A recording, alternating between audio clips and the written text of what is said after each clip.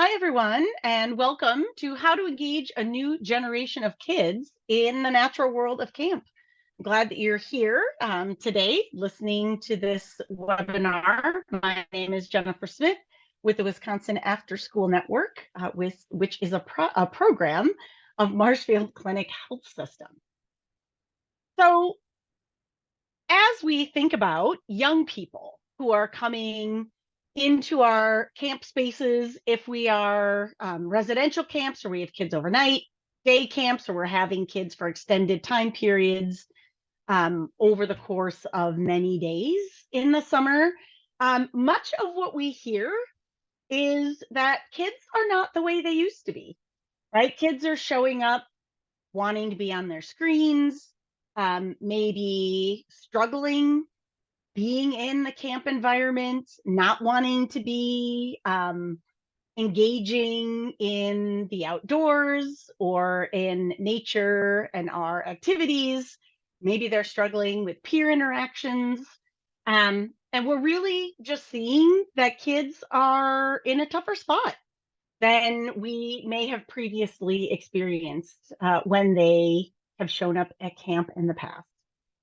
And I think it's important for us to take a moment and really just reflect on the realities of our current situation, our environment, our society, the experiences that young people are having now um, that are maybe different from experiences that we may have had as young people. And we have quite a bit of information and some data that helps to give us a little bit of insight into why young people might be showing up in such a different way when they come to camp. So one of those pieces to consider is this idea that young people have become what I would term hyper scheduled, right? That they go to school all day during the school year. Maybe they participate in an after school activity or they go to an after school program. Maybe they're involved in some intramural or, community sports teams. Maybe they belong to 4-H. Maybe they're, engaging in Boy Scouts or Girl Scouts. And so the result is a child who is moving from one scheduled, organized activity to another, to another, to another. That just sounds exhausting, right? Thinking about young people are not really designed to exist in that type of environment. Young people's vehicle is play. The way that they engage with and encounter and learn about the world and each other is through exploration and play. And when we are providing highly structured adult led activities that fill young people's days, that's pretty overwhelming and contrary to really what young people need when we think about their development. And so, this idea that kids have lost 12 hours a week of free time in the past couple of decades um, is kind of staggering. 12 hours a week. Think if you had 12 hours a week to do what you wanted, what you would do with that time. 12 hours a week is quite a bit of time. And that time where young people maybe previously were able to play with other kids in their neighborhood, ride their bike to the park, um, engage in a pickup game at the end of the block or, at their school on a Saturday afternoon, those opportunities are few and far between. And so the chance to really have kind of those autonomous experiences with other young people have been disappearing.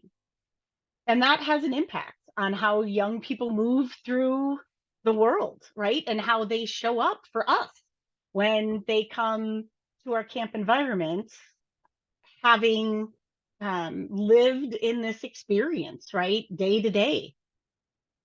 There is some information reflecting on how this overscheduling is, in essence, a war on childhood, right? We're really kind of taking away some of those elements and aspects of childhood that many of us probably think about in hindsight, um, as really being special memories that we have, that young people are not having those same opportunities in those experiences.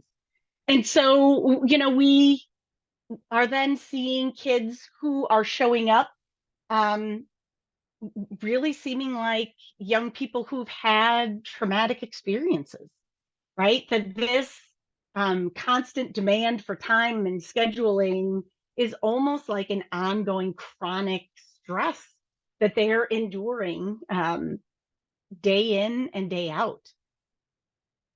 And that really kind of level sets where young people are showing up, where they are coming from when they show up at our overnight camp, or they show up at our day camp for the summer.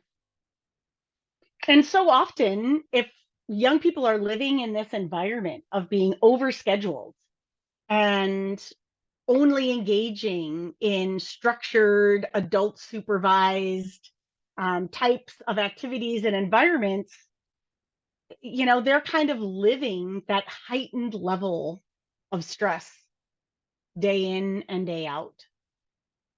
And so when they're showing up in a new and different environment like camp, it's hard not to bring that with you, right? Especially as a young person, because that's what that has been your experience. And so I think it's really helpful for us to kind of ground in that reality, and recognize, right, that is where young people are coming to us, um, in this space of overschedule and unmet demands, and a little of the hamster on the treadmill, which we kind of joke about doesn't happen until adulthood, right? When you have a job and you have to work to pay the bills, and right then we're like the hamster on the wheel. Kids are not supposed to function in those environments, um, and so we're seeing some of the consequences of those experiences and lack of experiences for young people. And so when we think about some of the impacts of like this ongoing chronic stress, right? And we sometimes refer to that ongoing chronic stress as like little t traumas. So often when we think of traumas, we think of significant events, right? Being um, in a natural disaster, or a survivor of abuse, or neglect. And there are also little t traumas, which are these kind of lower level, ongoing, sustained stressors that happen in our life over time. And that's really what we're seeing, more and more in young people. And so Dr. Bruce Perry, who's considered to be one of the grandfathers of studying childhood trauma, talks about this idea of mental state and how it impacts how young people move through the world who have experienced this kind of ongoing low level chronic stress or little t trauma. And there's kind of a lot going on in this visual, but if you look at just the bottom row of this graphic and we look at mental states, we all move through mental states, right? You likely have experienced many of these mental states yourself. A calm mental state is usually a state that we're in when we're doing something we really enjoy. It's very engaging if you like reading, or you like crafting or hiking, and you really just get caught up and lost in that activity. And if you've ever said, "Oh my gosh, I lost track of time. I didn't know 2 hours had gone by," right? That's the calm mental state. You are just really fully immersed in the experience, what is happening in the moment. Calm mental state is an amazing place to be, our brains don't really go there naturally on their own. We often have to set up the environment for our brains to go there and encourage it to do so. And it is really good for our brains to make space and create opportunity for us to move into that calm mental state. It's where we can be really creative and think kind of outside of the box. Um, it's kind of a beautiful place to be, that calm mental state. The next mental state is alert. And that is the space that's really ideal for learning new things. We're able to focus and pay attention. We can take information in and we can kind of process it. It's really where we would like kids to be when we're teaching them something new or they're trying out something new or practicing a skill. Um, Both calm and alert are really kind of internally focused mental states. We're really focused on what's going on inside of us, our brain, our body, um, really able to kind of take things in what is happening in our environments. The next mental state is alarm. The alarm mental state is the first one where we shift our focus to our external environment, where we are more concerned about what is happening around us. And it's usually because there is a trigger that there might be something unsafe or something unsettling that is happening in our environment. We hear loud noise, we hear shouting, right? And now we are paying attention to what is happening around us. And when we are in this alarm mental state, we start losing access to our thinking brain, which is fully engaged when we're in alert, right? And thinking and processing and learning new things. Now we start to lose access and we start moving towards this emotional survival brain as we move up this mental state continuum. So if the environment, continues to escalate and our fears continue to increase, then we will move up the mental state from alarm to fear and to terror. And once we get to the end of this continuum, our responses are reflexive, right? We are just responding in the moment reflexively in an effort to keep ourselves safe. What Dr. Perry learned about young people who are living in sort of this environment of ongoing chronic stress is their baseline is alarm. So they are always a little heightened.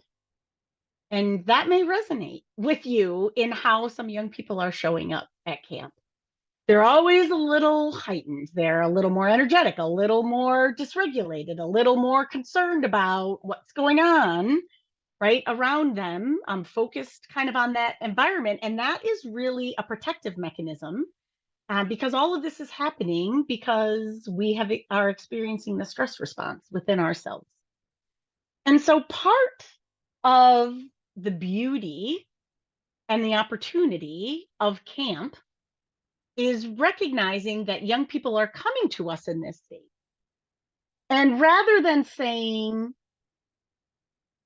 kids are showing up differently than they used to, it's so much harder, saying this is how kids are showing up. How are we meeting them where they are? Because what we have done is no longer working.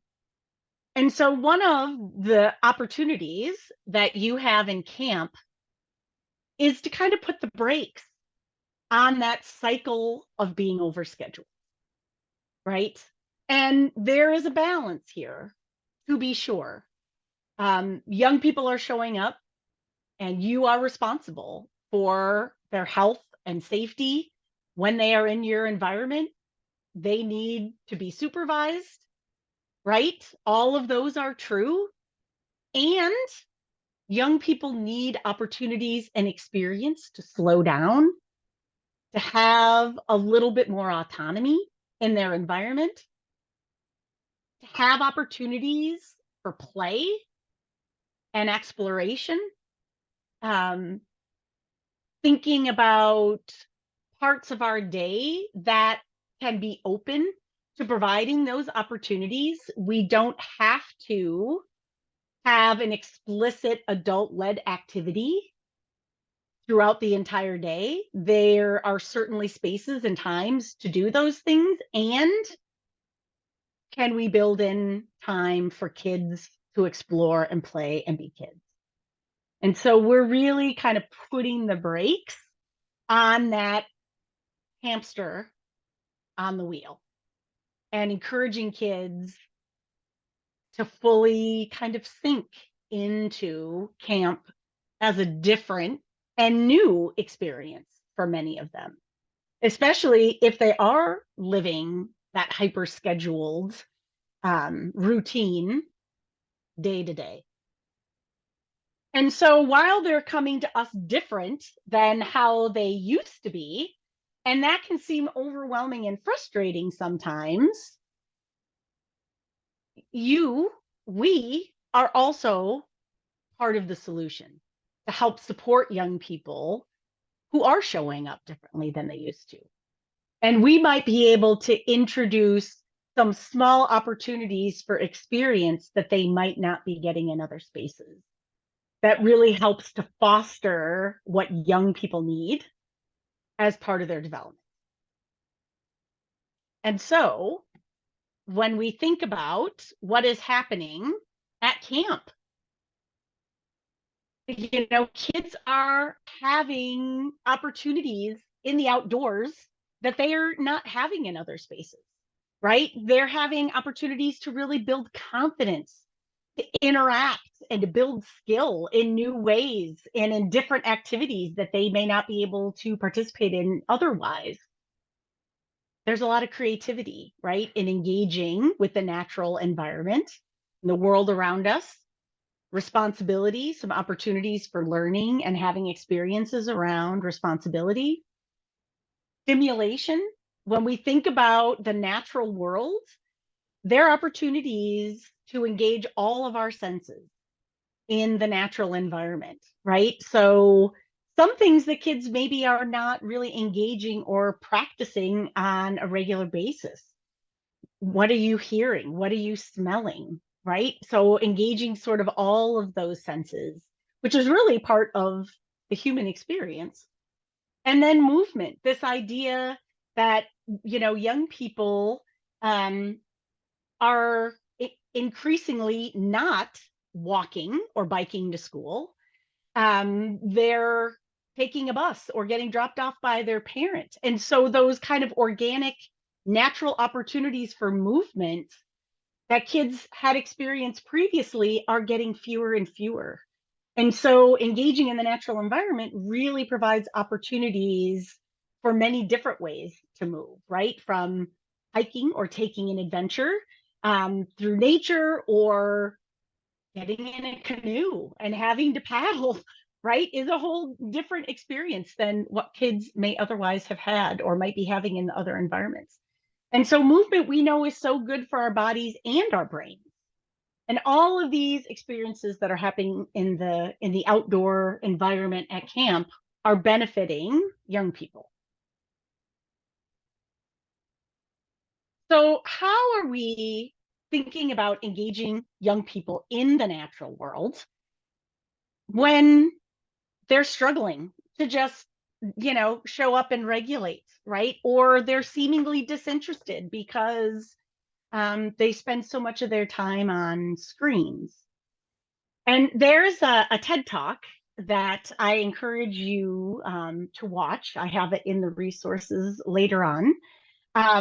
But there's kind of this three-step idea in how do we engage young people in the natural world, kind of meeting them where they are. And so the first step is really just noticing. So when kids arrive in the morning, if we're a day camp, or as kids get up, if they're, in an overnight camp, how does the air feel this morning? What do you notice about, the air? Is it heavy? Is it dry? Is it humid? Do you smell anything? Do you hear? What do you hear? The birds? Do you hear the water from the lake or the nearby river? Right. And so, really, just engaging kids in that process and practice of engaging their senses And some of this might sound a little bit like mindfulness if you're kind of connecting the pieces. And that is a lot of what it is, right? Is really just helping kids to ground and engage in their senses in the moment and be present, which is helping us move down that mental state continuum towards calm, right? Kind of engaging that level of mental awareness by just noticing. And then thinking about how do we engage young people? How are we asking questions and using questions as the vehicle to drive curiosity in the moment? So if a young person asks, hey, what's that bird up there? Are you just telling them what the bird is? Or are you saying, well, I don't know, what kind of bird do you think it is? And then asking the other kids, what do we notice? What can we identify about that bird? Oh, it's got red and it's got white on the tips of its wings. And so you are asking questions in an effort to engage young people when they give you just a grain of interest in something, right? We are going to capture that and we are going to use questions to help build some engagement and curiosity about what's going on in the natural world. And then the last, and some of you might cringe a little bit with this one, is thinking about how can we incorporate technology in this sense of wonder about the natural world. And we're not replacing our natural experiences, right? We are fully immersed in our environment and leveraging technology to our benefit to foster interest and engagement. And so we'll talk a little bit about what some opportunities might be for that. But how can we, knowing that technology is such a part of kids' day every day, rather than try to avoid that, how do we bring that tool in a way that's helpful and supportive of our big picture goals, getting kids interested and engaged, right, in what we're doing in our camp environment? All right. So we have a couple tools on our website that I wanted to just point out to you as additional potential resources that really speak to these three steps of engaging kind of young people in the natural world. The first is that we have some mindfulness resources. So there are some short videos and we have some mindfulness tools on the website to help you think about how do you support grounding young people and what's happening in the natural world around them as just part of your daily routine when they're at camp. The second tool is this idea of questions and asking questions. And how do you use that to foster engagement and interest with young people? And one idea is this process called project-based learning that really focuses around a central question that kids then try and answer through doing some investigating and some research and trying to gather information, and they try and solve this question themselves. So there's a webinar series and some tools on project-based learning. I think camp is an amazing environment that really would lend itself to that practice. And then there is a training that we will be having coming up called Asking Purposeful Questions. And that is related to STEM content, how to encourage kids and how do you ask purposeful questions to really lead their involvement and engagement. And then lastly was a webinar on some apps and different resources that you can use called Science Action Clubs. So how can I take this technology and use it in a way that's going to be useful and helpful and supportive, rather than me competing with technology being a distraction and a problem? And so that webinar on Science Action Clubs talked about some very specific apps and websites and technology resources that you might find helpful.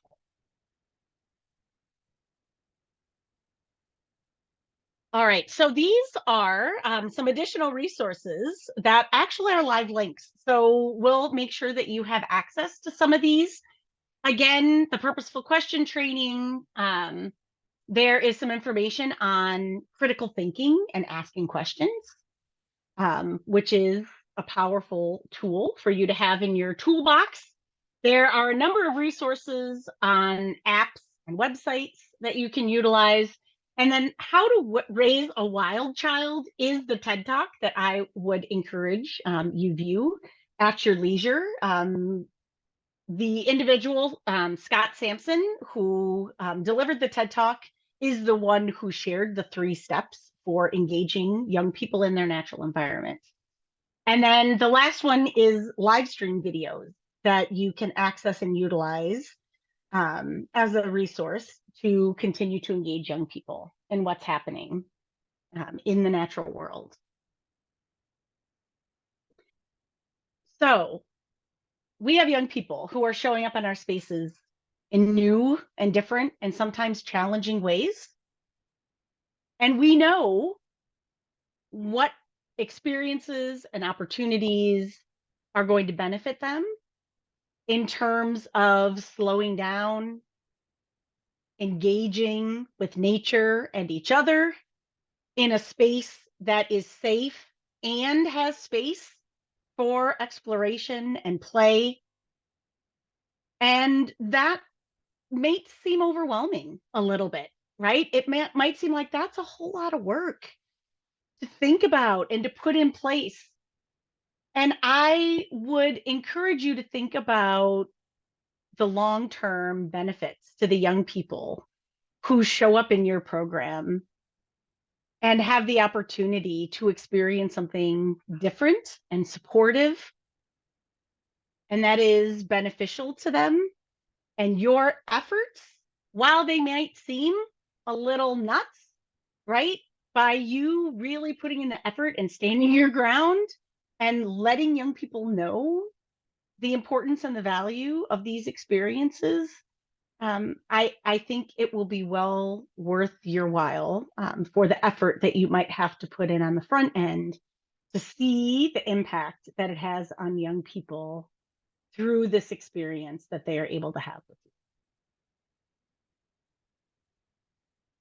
So if you have any questions regarding this content, you can contact the Wisconsin After School Network, or you can email me directly. Thanks, everybody.